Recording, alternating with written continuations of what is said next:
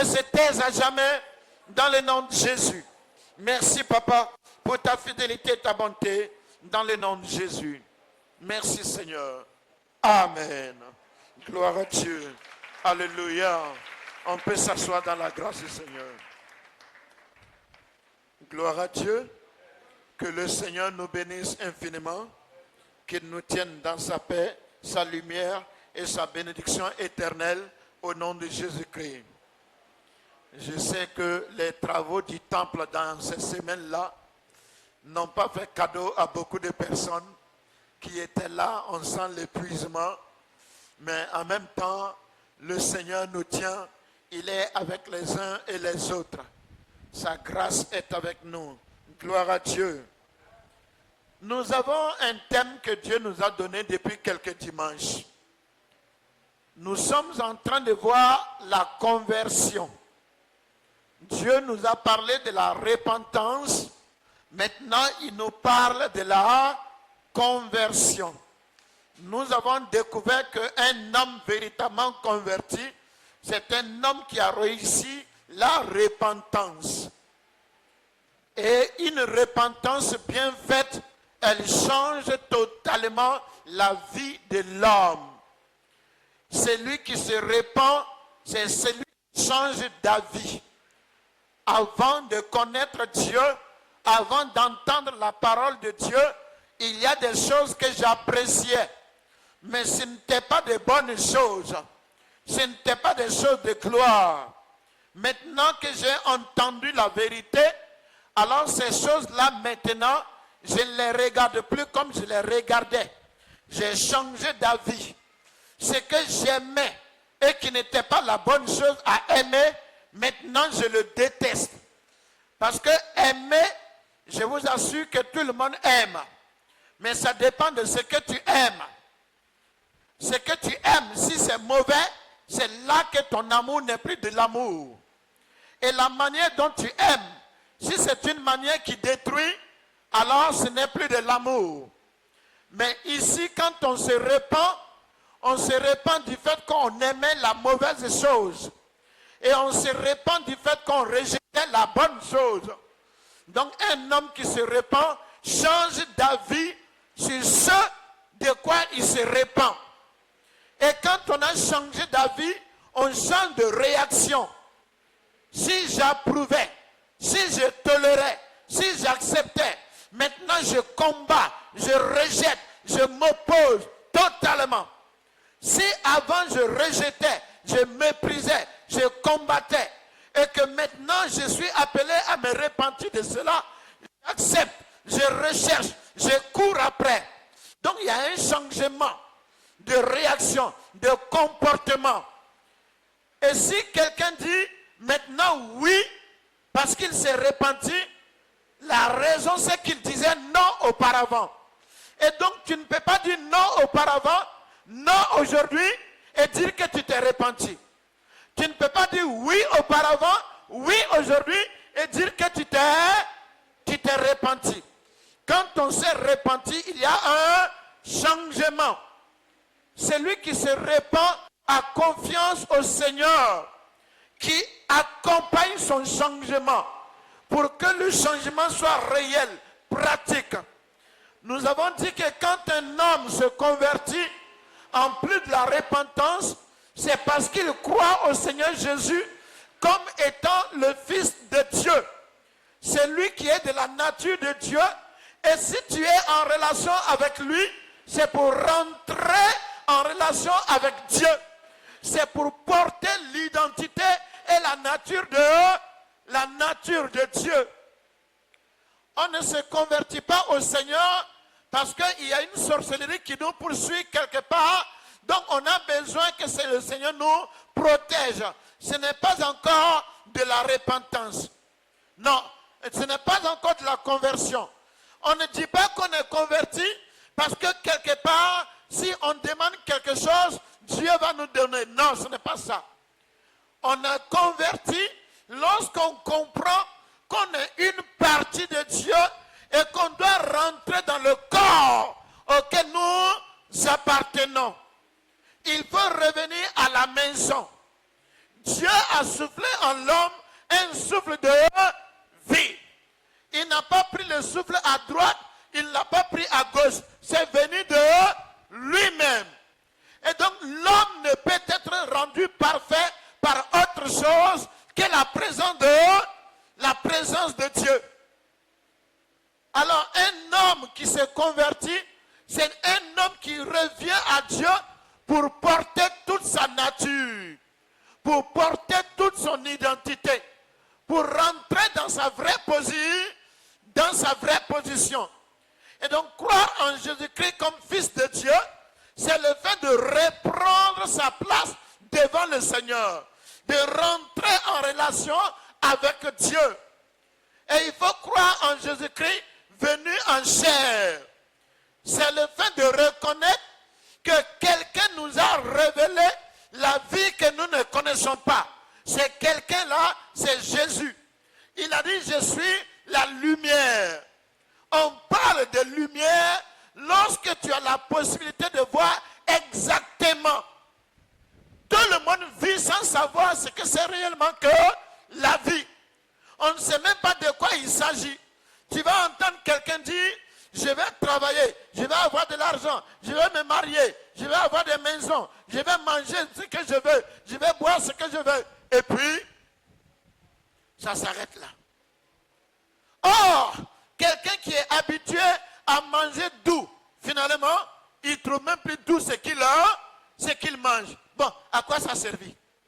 Il y a des gens, quand ils n'étaient pas encore mariés, ils ont pensé que le mariage, c'est le paradis. Et quand ils sont rentrés, ils se posent la question, aïe, donc c'est pour ça là que depuis longtemps, moi je luttais là. J'ai pensé que si je rentrais, ah là là là là là là. Yeah. Et puis, c'est fini. Donc dis-moi, est-ce qu'il connaît la vie? Est-ce qu'il a une idée claire de la vie? Jésus est venu, il n'a eu ni argent, ni mariage, il n'a pas porté de grandeur, il n'a pas manifesté certaines choses, et pourtant c'était l'homme complet, l'homme épanoui, l'homme équilibré, qui n'était pas influencé, mais qui influençait. Il nous a montré le sens de la vie. Et pour que nous entrions dans cette vie-là, il fallait que lui, il aille à la croix, qu'il meure, et que la possibilité de la réconciliation avec Dieu nous soit donnée.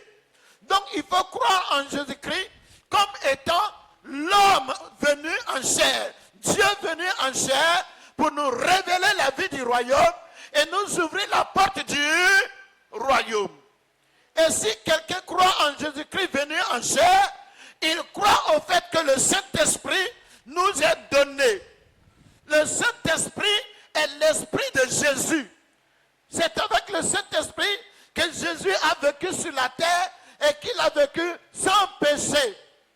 C'est le Saint-Esprit qui permet que tu aies la communion de Dieu, la conscience de Dieu, la relation avec le Seigneur. C'est le Saint-Esprit qui t'aide à obéir, à porter les vertus, les qualités en toi et à repousser le mal. Le Saint-Esprit est déjà la présence du ciel parmi les hommes. Frères, sœurs, quand on décrit souvent le ciel, on essaie de présenter de l'or, des diamants, des pierres précieuses d'une certaine valeur. Ce n'est pas ça qui fait la valeur du ciel. La valeur du ciel, c'est la présence de Dieu. La Bible parle de celui qui est assis sur le trône. La Bible révèle l'agneau à sa droite.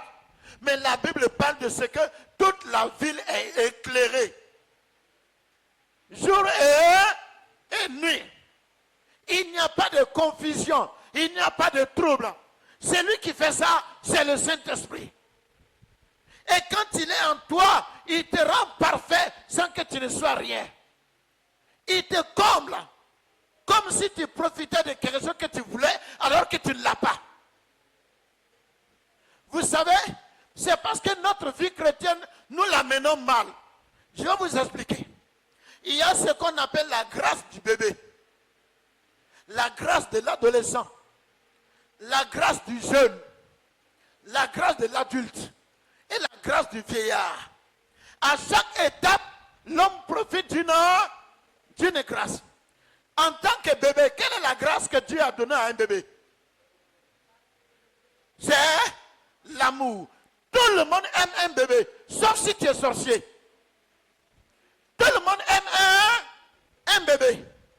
Quand vous êtes assis dans un bus, dans un train, vous êtes quelque part, à l'hôpital, dans une salle d'attente, il y a une femme enceinte qui est debout, vous faites quoi? Vous vous levez et vous lui cédez la place. Pourquoi? À cause du bébé. C'est la grâce du bébé. Ça lui permet de survivre. Si on serre des mains un bébé, il meurt. On le détruit. Maintenant, le bébé peut faire le sel, pisser sur le lit. Il n'y a aucun problème. C'est tout à fait normal. Il n'a qu'à arriver à 7 ans et puis pisser. Ou bien faire le sel sur le lit. Il va comprendre que la grâce a changé. Vous voyez?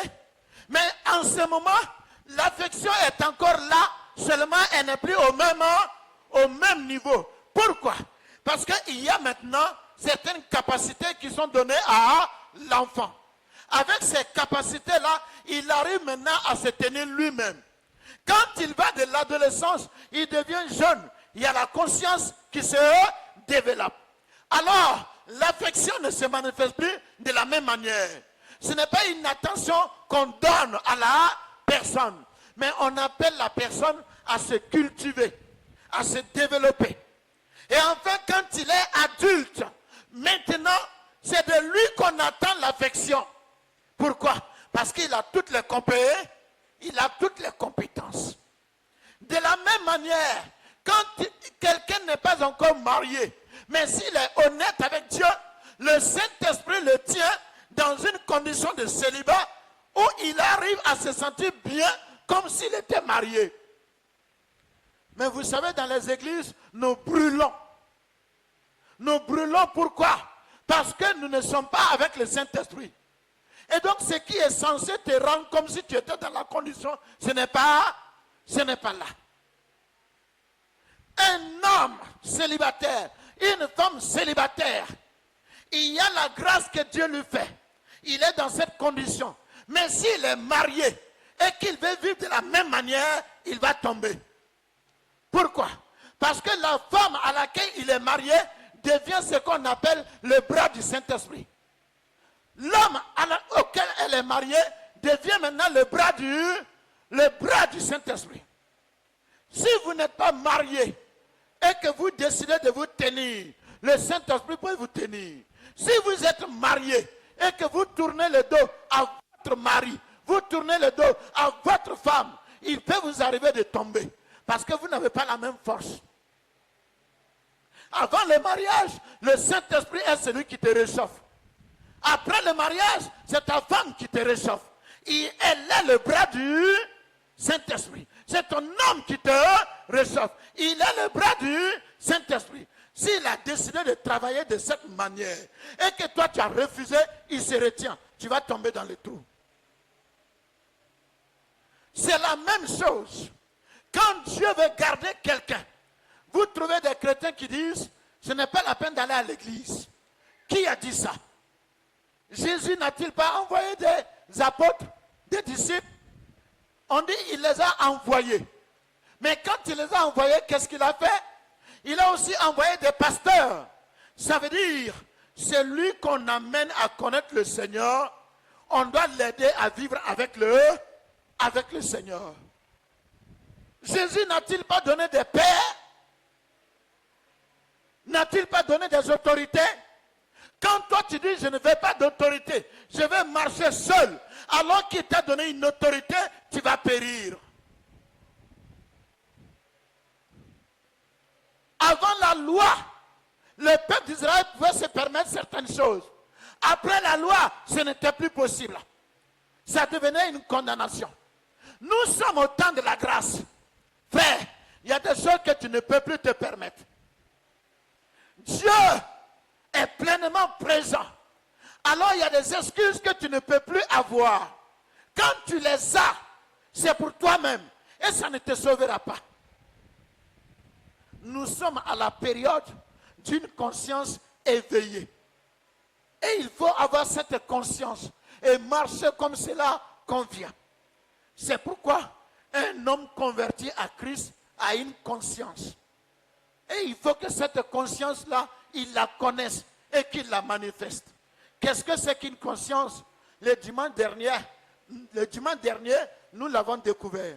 On parle de conscience lorsque quelqu'un reçoit une information, reçoit une connaissance, et il est sensible à cette connaissance. Il se soumet à cette connaissance. Ça devient sa conscience. On est appelé à être sensible et soumis. C'est la nature de la création. Une fois que tu es créé, que tu n'es pas le créateur, il doit se trouver en toi ces deux choses. Sensibilité et soumission. Est-ce que vous me comprenez? Est-ce qu'on se comprend? Une fois que tu es créé, obligatoirement tu dois avoir sensibilité et soumission. La sensibilité, c'est ce qui te marque, t'influence. La soumission, c'est le fait que tu t'accordes, tu acceptes de t'abandonner afin désormais de faire la volonté d'un autre. Mais la vraie soumission, c'est celle qui se fait quand tu es en liberté. Et Jésus est venu afin que nous ayons les bonnes informations, la bonne connaissance, et que nous soyons sensibles à cette connaissance, que nous puissions désormais nous soumettre à cela. Vous connaîtrez la vérité et la vérité vous affranchira. Mais il faut d'abord être sensible. David a dit, aujourd'hui, si vous entendez sa voix, n'endurcissez pas vos cœurs. Les gens entendent la voix du Seigneur. Ils lisent la Bible. Ils entendent prêcher. Ils entendent la voix de l'Esprit. Mais ils ont les cœurs endurcis. Ce qu'ils pensent, c'est ce qu'ils pensent. Ce qu'ils veulent, c'est ce qu'ils veulent. Ce qu'ils ont choisi, c'est ce qu'ils ont choisi. Tant pis pour le reste. Et pourtant, ils veulent que Dieu soit avec eux. Ils veulent que Dieu s'occupe d'eux. Ils veulent que Dieu veille sur eux. Et ils ne sont pas sensibles à la voix de Dieu. Pourquoi? Mais une information, une connaissance à laquelle tu n'es pas sensible, tu ne peux pas te soumettre à cette connaissance. Et si tu ne te soumets pas à une connaissance, avec quoi on va te mesurer? Le dimanche dernier, nous l'avons appris. Quand on doit mesurer des liquides, on les mesure avec les litres, les longueurs, le mètre ou le kilomètre, les poids avec les kilogrammes ou le gramme, n'est-ce pas? Alors, quand on doit mesurer la conduite de quelqu'un, on la mesure avec la vérité. On la mesure avec la connaissance réelle. La conscience, donc la vérité. C'est elle qui définit si ce que tu fais, ce que tu veux, ce que tu sens, ce que tu manifestes est bonne ou mauvaise. Mais qu'est-ce que les enfants? Quand tout le monde le regarde et l'apprécie, même si la vérité dit que ce n'est pas bon, ils trouvent que c'est bon. Mais quand on le juge, même si la vérité dit que c'est bon, ce n'est pas bon à ses yeux. Les gens rejettent la vérité. Frère, sœur, est-ce que tu as de la conscience? Je parle de la conscience d'un converti à Christ. Quand on est converti, c'est là que ça se passe. On a une nouvelle conscience. Avec quoi tu te juges? Avec quoi tu juges tes comportements, tes actions, tes attitudes? Ça doit être ceci. C'est ça qui t'amène à te donner, qui purifie ton cœur, qui te donne la bonne connaissance et qui te rend sincère et honnête. Nous expliquerons cela un autre jour. Aujourd'hui, ce qui nous intéresse, c'est de voir les différents états possibles de la conscience. C'est-à-dire, comment la conscience peut être influencée. Comment la conscience peut avoir des difficultés, comme elle peut être en bonne condition. Dans 2 Timothée chapitre 1 au verset 3, l'apôtre Paul dit, Dieu que je sers avec une conscience pure, je le sers avec une conscience pure. Je vous ai rappelé, à vous et à moi, le dimanche dernier, que l'apôtre Paul ne jure pas. Il ne jure ni par Dieu, ni par le ciel, ni par la terre. Mais pour toujours signifier qu'il dit la vérité, il met quoi en avant? Il met sa conscience en avant. Ça veut dire que pour un vrai chrétien, la conscience est l'élément clé. Et ça doit véritablement vivre en toi. Et le Seigneur Jésus nous apprend à discerner si nous avons une bonne conscience ou si nous avons une conscience en difficulté. Dans Matthieu chapitre 13, je vais lire ceci. Matthieu chapitre 13. La parole de Dieu nous est donnée à partir du verset 19. Lisons la parole. Lorsqu'un homme écoute la parole du royaume et ne la comprend pas, le malin vient et enlève ce qui était semé dans son cœur. Cet homme est celui qui a reçu la sémence le long du chemin. Celui qui a reçu la sémence dans les endroits pierreux, c'est celui qui entend la parole et la reçoit aussitôt avec joie. Mais il n'a pas de racine en lui-même. Il manque de persistance et dès que survient une tribulation ou une persécution à cause de la parole, il y trouve une occasion de chute. Celui qui a reçu la sémence parmi les épines, c'est celui qui entend la parole, mais en qui le souci du siècle et la séduction des richesses étouffent cette parole et la rendent infructueuse. Verset 23. Celui qui a reçu la sémence dans la bonne terre, c'est celui qui entend la parole et la comprend. Il porte du fruit, et un grain en donne 100, un autre 60, un autre 30. Alléluia. Gloire à Dieu. La révélation donnée par le Seigneur Jésus est claire. La parole de Dieu est la connaissance qu'il faut avoir. Et cette connaissance, elle vient à tout le monde. Dieu l'a donnée. Il ne fait exception de personne. Dans toutes les nations, la parole de Dieu est donnée. À tous les niveaux, la parole de Dieu est sémée. Mais la parole de Dieu n'a pas le même pouvoir dans la vie de chacun. Et elle a des pouvoirs différents en fonction de comment elle a été accueillie, comment elle est reçue et comment on la traite. C'est ce que Jésus a expliqué. Il a parlé d'une première catégorie de personnes. C'est les personnes qui ont ce qu'on appelle une conscience flétrie. Qu'est-ce que cela veut dire? Écoute-moi très bien. Le cœur d'un homme peut choisir de repousser certaines informations. Il y a ce qu'on appelle dans la science médicale une amnésie sélective. Qui a déjà entendu parler de ça? Une amnésie sélective. Ça veut dire quoi? Quelqu'un qui tombe par exemple et puis il ne se souvient plus de certaines choses. Il y a ceux qui ne se souviennent de rien. Mais il y a ceux qui oublient certains événements qu'ils n'avaient pas envie de connaître. Il a traversé une situation vraiment qui n'était pas bonne pour lui. Ce n'était pas agréable. Et il a été humilié. Elle a été humiliée. Une fois qu'elle a cogné la tête et qu'elle doit oublier, c'est ça qu'elle a oublié. Ça veut dire qu'il y a ce qu'elle a choisi, sans le faire exprès, mais il y a ce qu'elle a choisi et qu'elle a oublié. Mais il y a des choses dont qu'elle ne peut pas oublier. Des choses qui restent en lui ou en elle. L'amnésie sélective nous apprend ce que la conscience manifeste. Il y a des gens qui choisissent des informations pour les rejeter. Quand tu es en train de prêcher, il y a des paroles que les hommes ne veulent pas entendre. Et il y en a d'autres qui les intéressent. Et c'est pour cela qu'ils sont devant toi. Ils veulent que tu dises ces paroles-là. Mais il y en a d'autres qui ne veulent pas entendre.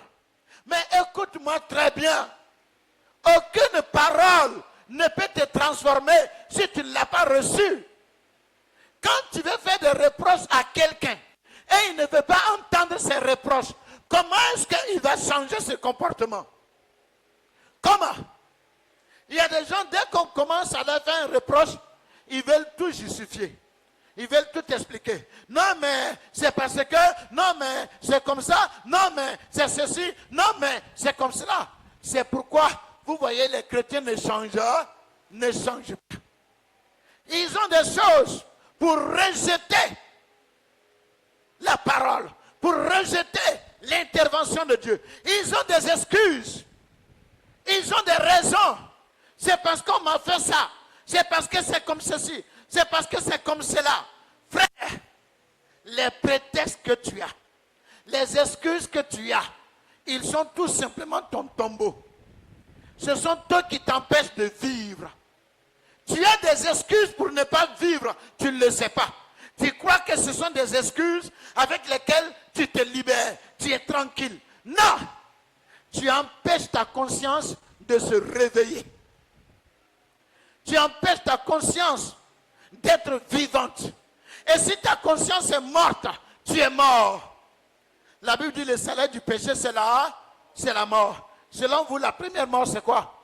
C'est la mort de la conscience. Toutes les bonnes informations sont désormais loin de toi. Et quand elles viennent, tu les rejettes. C'est comme ça qu'un homme est quand il a péché. La conscience flétrit. Elle n'aime pas les bonnes informations. Elle n'aime pas la vérité. Elle n'aime pas la lumière. Elle prend seulement ce à quoi elle est habituée.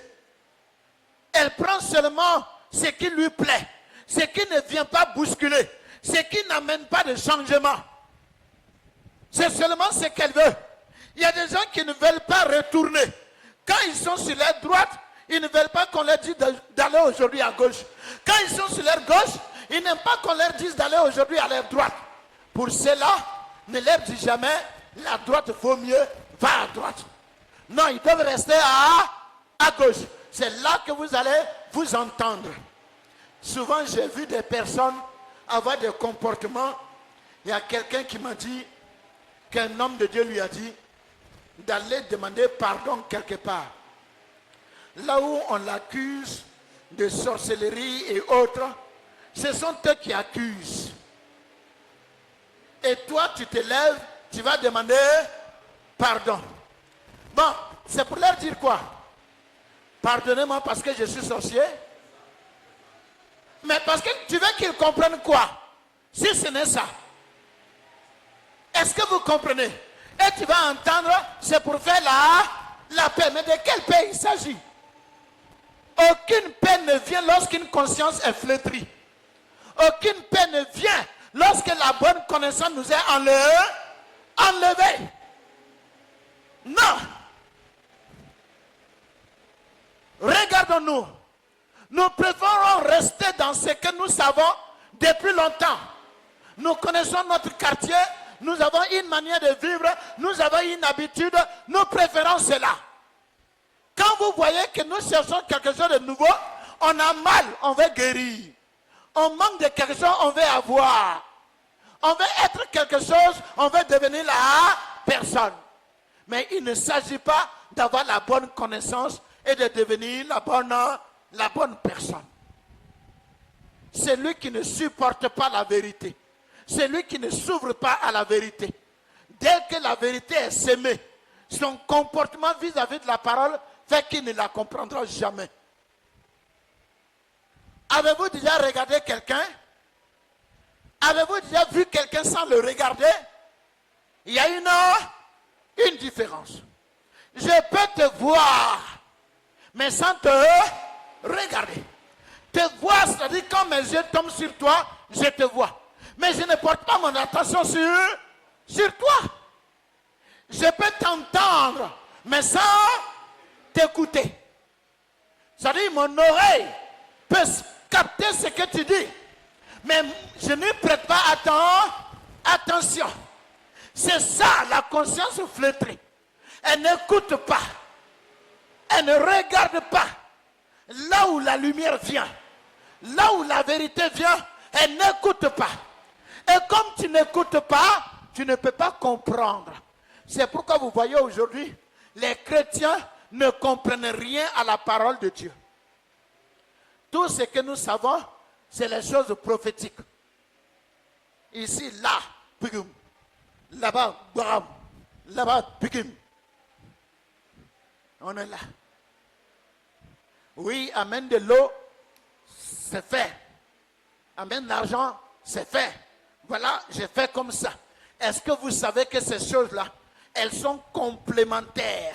Elles ne viennent pas remplacer le quotidien de la parole du Seigneur. On est chrétien. Mais chaque fois que quelqu'un est face à une situation, vous voyez qu'il n'arrive pas à se débattre. Mais pourquoi? Il ne s'est jamais ouvert à la vérité. Le diable rentre et sort dans la vie des enfants de Dieu comme il veut. Et souvent nous posons des questions dans les conférences. Est-ce qu'un sorcier peut tuer un chrétien? Non, il ne peut pas le tuer, il peut le manger avec appétit. Le manger. Parce qu'on peut porter le nom de chrétien sans avoir en soi le trésor de chrétien. Donc dire que tu es chrétien et croire que tu ne peux pas être athée, tu as menti. Ouvre-toi à la vérité. Ouvre-toi à la bonne connaissance. Ouvre-toi à la bonne information. Chaque dimanche, tu as une Bible. Tous les temps, tu entends. Ça fait quoi? Qu'est-ce que tu comprends? Jusqu'à aujourd'hui, demandez à chacun ici, qu'est-ce que ça veut dire être sauvé? Beaucoup ne sauront pas te le dire. Qu'est-ce que ça veut dire être né de nouveau? Beaucoup ne sauront pas te le dire. Qu'est-ce que ça veut dire se repentir? Beaucoup de personnes ne sauront pas te le dire. Pourquoi? Ils n'ont jamais écouté. Ils ont entendu, mais ils n'ont pas écouté. Ils ont vu, mais ils n'ont pas regardé. Ils n'ont pas regardé. Alors le malin vient enlever. C'est pourquoi tout le monde peut être sauvé. Mais il n'y a que quelques personnes qui seront sauvées. Tout le monde peut être délivré. Mais il n'y a que quelques personnes qui seront délivrées. Tout le monde peut être enlevé. Mais il n'y a que quelques personnes qui seront enlevées. Parce que la plupart des gens se sont fermés le cœur. Ils n'ont pas reçu la vérité. Ils n'ont pas aimé la vérité. Alors ils ont gardé une conscience flétrie. Ensuite, nous avons ce qu'on appelle la conscience faible. Qu'est-ce que c'est exactement? Le Seigneur a dit qu'il y a des personnes qui reçoivent la parole de Dieu et tout de suite, ça leur fait une certaine joie. Vous savez ce que ça veut dire? Imaginez tout de suite que j'appelle par exemple Emmanuel, mon fils Emmanuel de l'autre côté, et je lui dis, Emmanuel, pardon, tiens-moi 5000 francs, je veux que tu ailles à la boutique chez Diallo. À peine j'ai mis les 5000 francs dans la main d'Emmanuel, je n'ai pas fini de parler, il est déjà dans la boutique de Diallo. Il va faire quoi? Qu'est-ce qu'il va? Il n'a rien compris. Il n'a pas cherché à comprendre. Alors si une autre information vient, c'est clair qu'il va abandonner cette information-là. Il y a des gens qui, quand quelque chose est dit, j'ai entendu des gens dire, mais l'homme de Dieu, quelqu'un m'avait prophétisé qu'en avril 2026, j'allais me marier. Mais pourtant, ça ne s'est pas passé. Il y a eu un moment où cette histoire de voyage était partout. Le Seigneur m'a dit que tu vas voyager. Et tu vois le frère, la soeur. Yigi baba baba, king king king king king. Comme on le dit. Quand on mange riz, tu entends riz baba baba baba. Ceux qui ont mangé placard, font placard baba baba baba baba. Et ça ne change rien. On va à 2028, il est toujours là. Tu viens demander, non mais on m'avait dit que tu allais voyager. Tu n'es pas là à Bongwanou? attendez, c'est pas voyage? Tu n'es pas là à Bongouanou? Est-ce que là-bas c'est ta chambre? Est-ce que c'est ton quartier? Donc, est-ce que tu cherches à comprendre ce que tu as entendu? Est-ce que tu cherches à t'enraciner là-dedans? Je vois souvent les chrétiens qui prennent la parole. Oui, vous serez la tête et non la queue. Ils ne cherchent même pas à comprendre dans quel contexte. Qu'est-ce que cela veut dire? À qui cela a été dit? Un homme de Dieu s'est levé un jour. Il a dit à son église, le Seigneur a marché sur l'eau. Je vais vous montrer que je peux marcher sur l'eau. Et qu'est-ce qu'il a fait? Il a pris son église.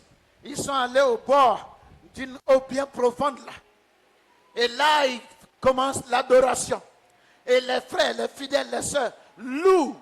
On loue, on adore l'onction. Ah non, ça crie là. Et maintenant, le temps du miracle est venu. Il est là, il met les pieds, ça fait plomb, plomb, plomb. Mais c'est pas grave, ça va venir. Il a continué. En plus, il ne sait pas nager.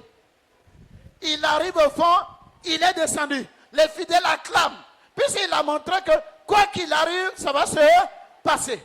Il ressort, il est en train de se noyer, il balance les bras. Les fidèles acclament davantage. Jésus, Jésus, Jésus. Il ressort, il descend, il ressort, il descend. Finalement, il a réussi une chose. Il s'est couché sur l'eau. Il est mort. Au nom du Seigneur Jésus. Net. Mais est-ce qu'il a compris? Jésus a marché sur l'eau. Il y avait une nécessité. Est-ce que vous voyez comment souvent on est faible d'esprit? On ne va pas en profondeur de ce qu'on a saisi pour que cela devienne quelque chose de vrai en nous. Il suffit de l'avoir entendu et puis c'est fini. On n'a pas sondé. On ne s'est pas mis dans la condition. Et on veut faire comme l'autre. Et quand ça ne marche pas, on est scandalisé. Qu'est-ce qui ne va pas? Il y a des gens qui ne comprennent pas que la vie de chacun est spéciale. Et quand Dieu t'apprend à honorer sa parole, il t'apprend maintenant à honorer sa voix intime. Tu entends toujours les gens dire, l'Esprit m'a dit, Dieu m'a dit. Je vais vous dire quelque chose. C'est faux. Dieu ne va pas te dire à toi s'il n'a pas commencé à te dire à partir d'ici. Vous savez ce que ça signifie tout ça? Qui sait ce que tout ce livre-là veut dire? Ça se trouve dans 1 Timothée 1,5. On dit le but du commandement, c'est quoi? Vous ne lisez même pas la Bible. Le but du commandement, qu'est-ce que c'est? Ce sont des critiques violentes. C'est pas ça? Ouh, chrétien! Quel est le feuilleton qui passe à 19h?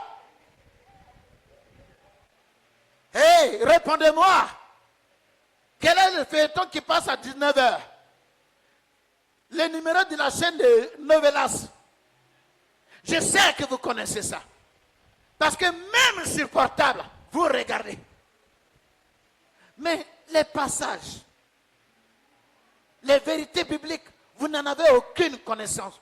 Celui qui ne connaît pas ce verset ne connaîtra jamais Dieu. Je vous le dis et je le répète. 1 Timothée 1,5.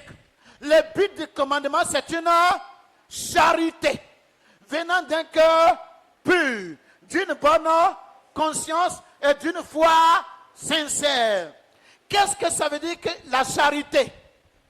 La charité, c'est cette dimension de l'amour qui est le fait de se donner pour qu'il y ait la vie. Se donner. Le don de soi. Donc, le premier but de la Bible, c'est que d'abord tu te donnes à Dieu. On ne peut conduire quelqu'un qui s'est donné à vous.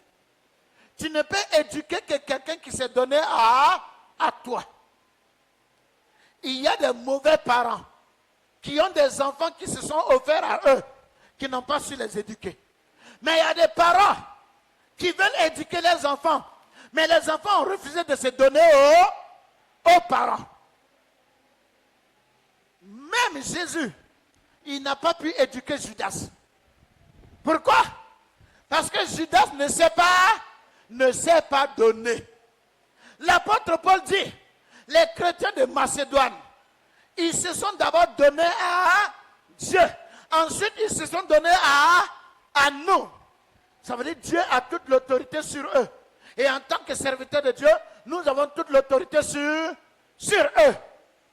Quand un chrétien va dans une église et qu'il ne sait pas donner, ne forcez pas, laissez-le partir. Ce sont les ramassis qui détruisent l'église. Et d'ailleurs, si vous avez la possibilité, chassez-le. Ou chassez-la. Vous voyez mes mains? Si elles sont remplies, je ne peux rien y ajouter. N'est-ce pas? Mais si elles sont remplies de ce que je ne veux pas, et que ce que je vais assis devant moi, je fais quoi? Je jette ça pour prendre ce qui est là. Et il y a des personnes qu'il faut jeter. Jeter.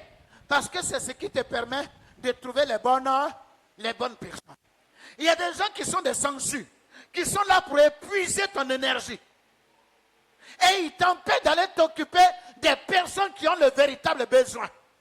Ce sont des instruments du malin, envoyés pour attaquer les ministères et les églises. Et ça, il faut t'en défaire. Et quand un chrétien ne sait pas donner à toi, alors ce n'est pas la peine. Ne le garde pas. Ne le garde pas.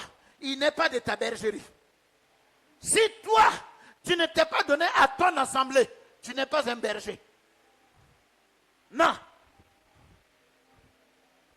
Pourquoi est-ce que vous pensez que les petits enfants aux grands, quand quelqu'un dit, le vieux, je vais te voir, je m'arrête. Je suis un don, je ne m'appartiens pas. Non. Mais imaginez, là où Jésus lui-même s'est donné, quelqu'un refuse de se donner. La Bible a pour objectif de t'aider à te donner. Et quand tu te donnes maintenant, Dieu peut te faire confiance. Alors le Saint-Esprit te parle de manière spécifique, d'ami à ami, de manière intime. Sinon, beaucoup de personnes mentent. C'est l'intuition qui parle. Intuition Python. Hey! Es-tu chrétien? Est-ce que j'en suis un?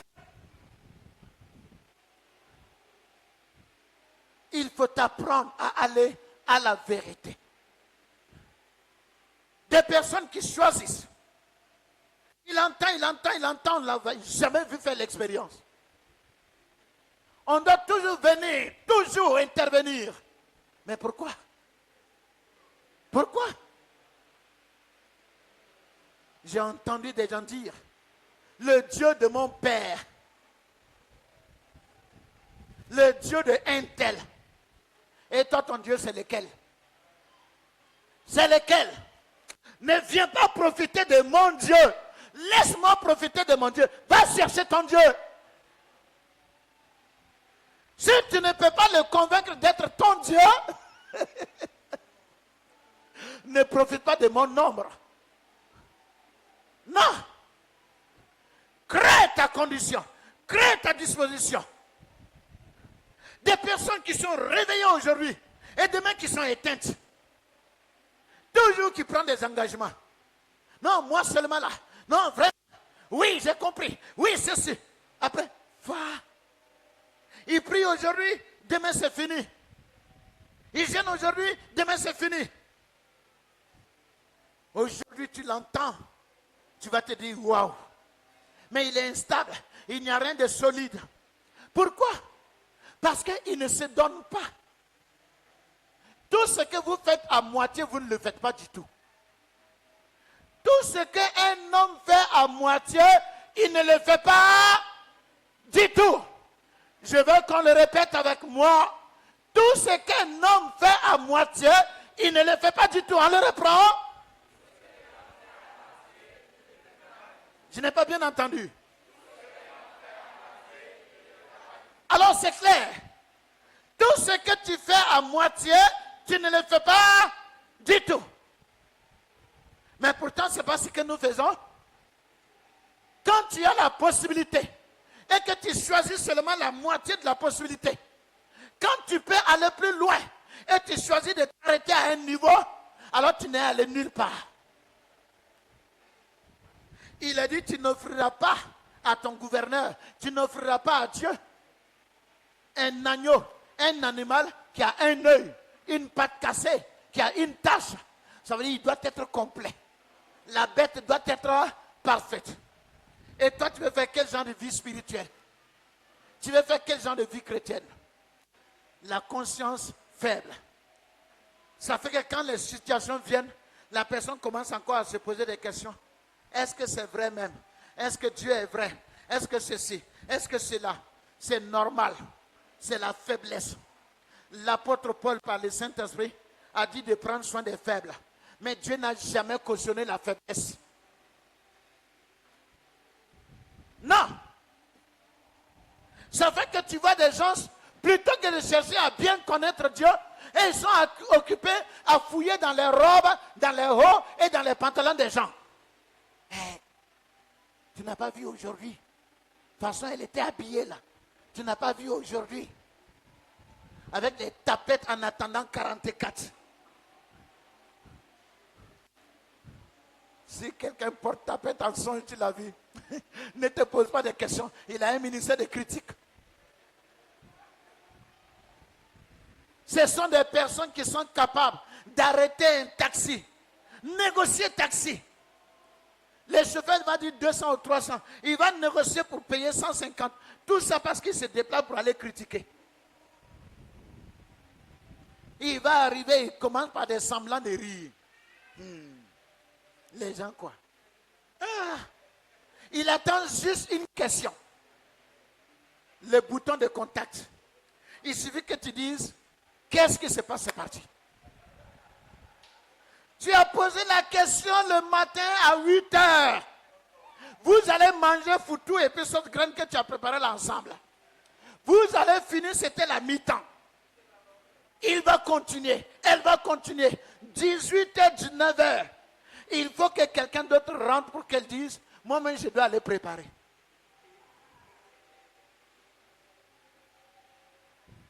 Demande-lui de prier 2 minutes. Jésus, tu es vaincu au nom de Jésus. Qui n'a jamais insulté le Seigneur ici?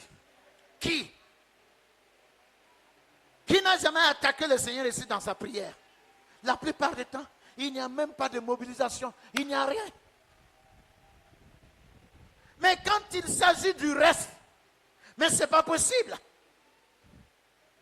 Mais comment es-tu? Quel genre de conscience as-tu? Comment tu vas comprendre ce que Dieu fait quelque part? Comment tu vas comprendre ce que Dieu manifeste? Comment? Tu ne connais rien. Tout ce que tu vois te perturbe. Tout ce que tu entends te perturbe. Parce que toi-même, tu n'as aucune profondeur. Aucune profondeur. Dieu veut qu'on fasse attention aux faibles.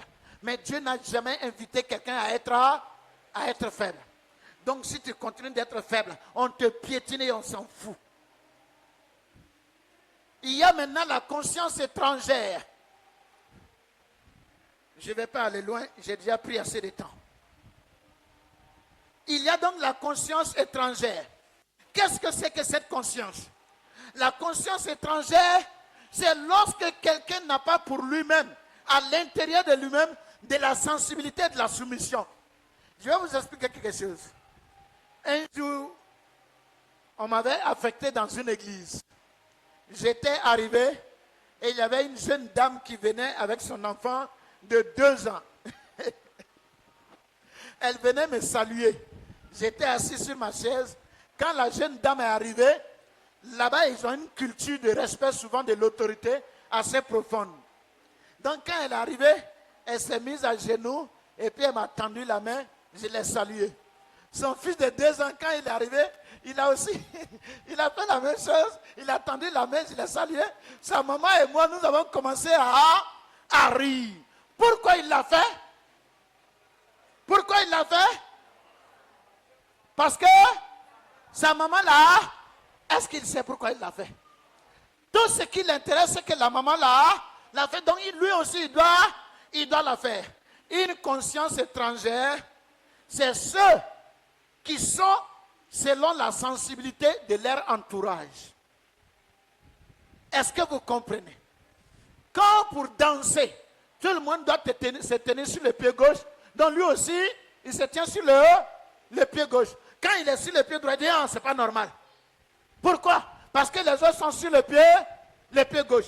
Mais lui-même, il ne cherche pas à savoir pourquoi c'est le pied gauche qui est bon et le pied droit n'est pas. Il n'en sait rien. Il n'en sait rien. Il y a des gens qui sont comme ça.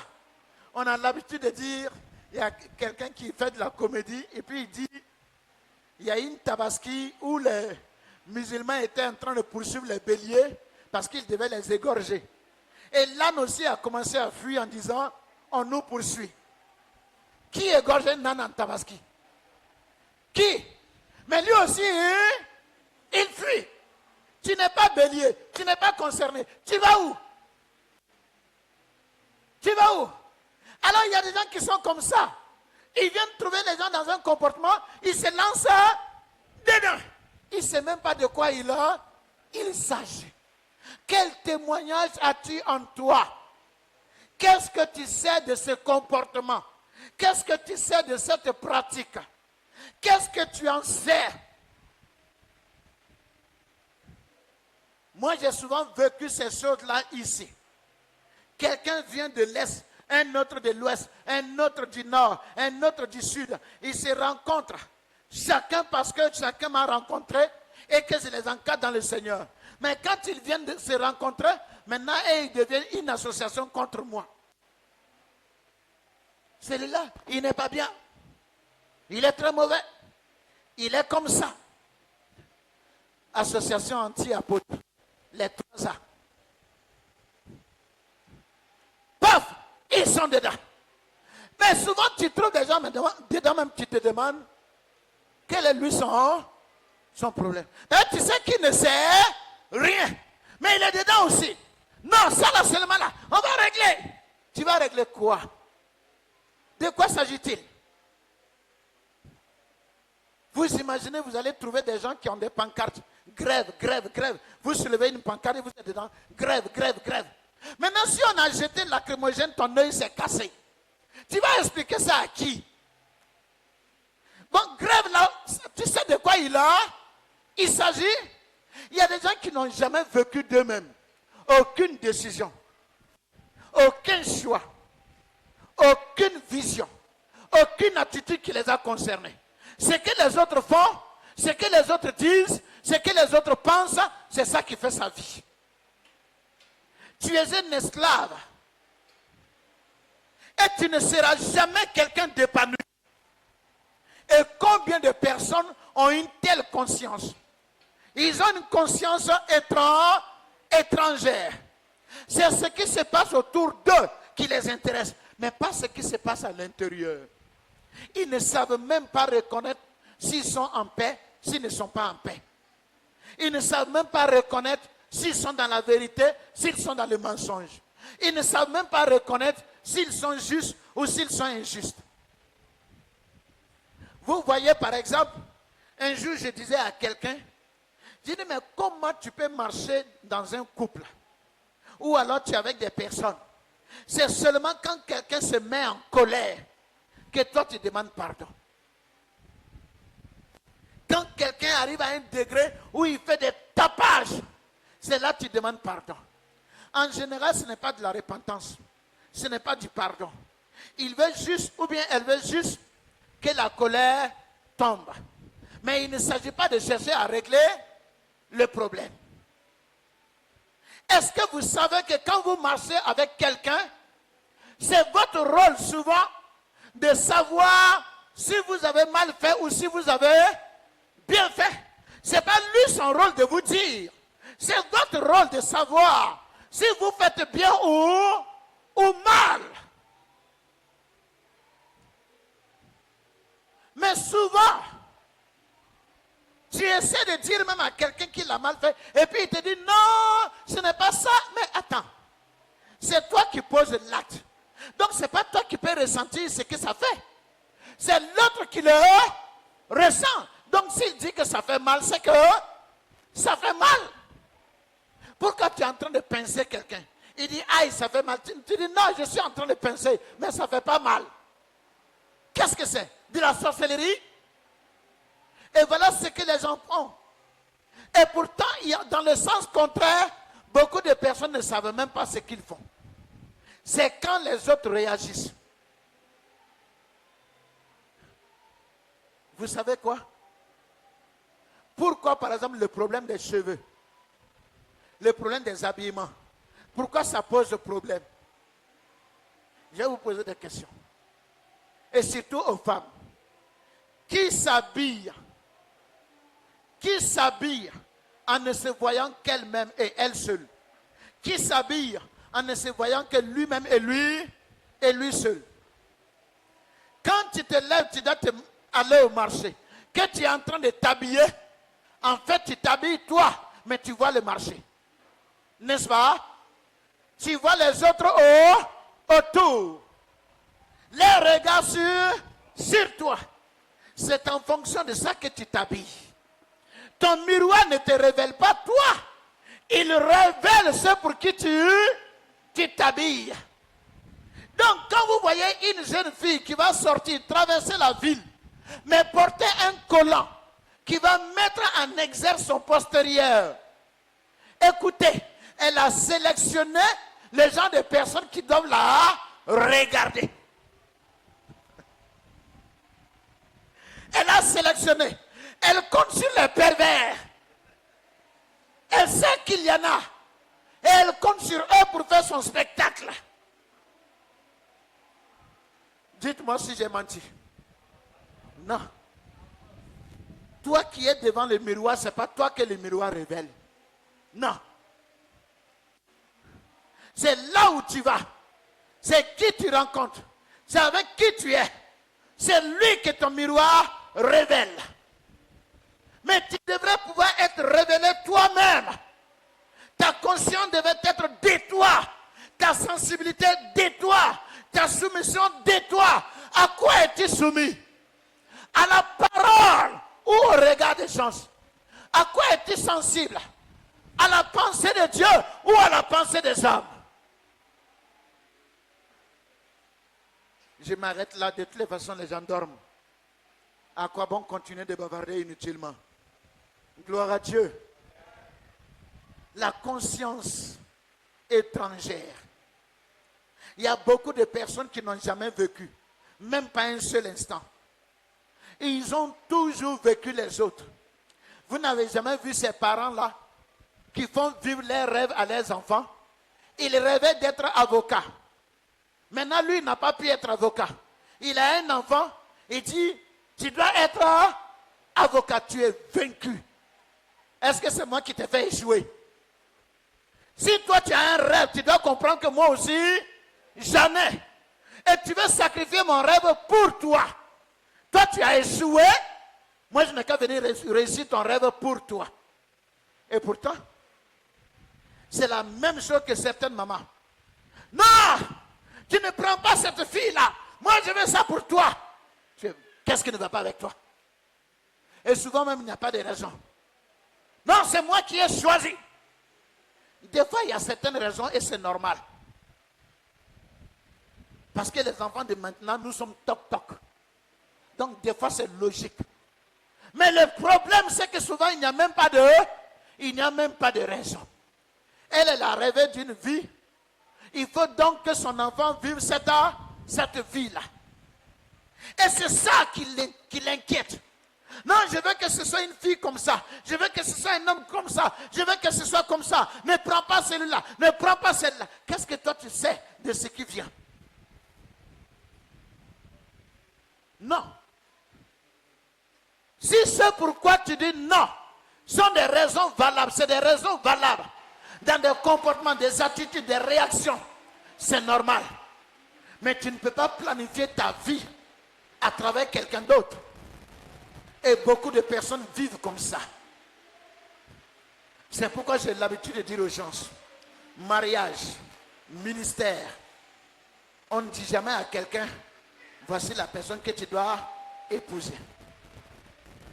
Tu peux recevoir, tu peux avoir un témoignage que les deux seraient bien vraiment ensemble. Mais ça ne te revient pas.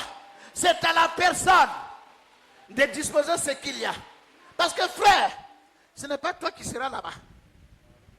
Non, ce n'est pas toi qui seras là-bas.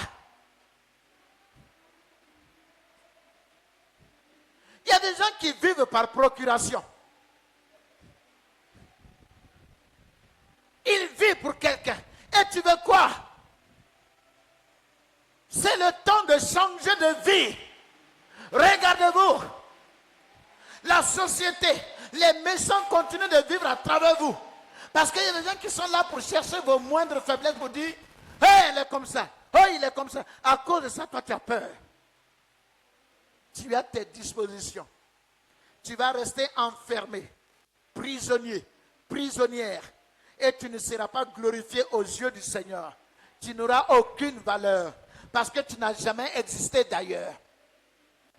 Dis-moi, quelqu'un qui ne fait que ce que les autres veulent, est-ce qu'il existe? Est-ce qu'il existe?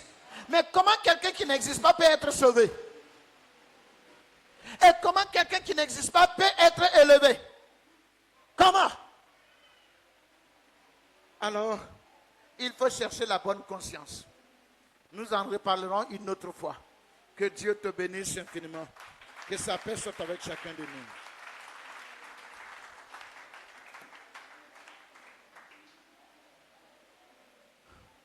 Alors, bien-aimé, ce matin, tu as entendu les états malheureux dans lesquels la conscience peut se trouver.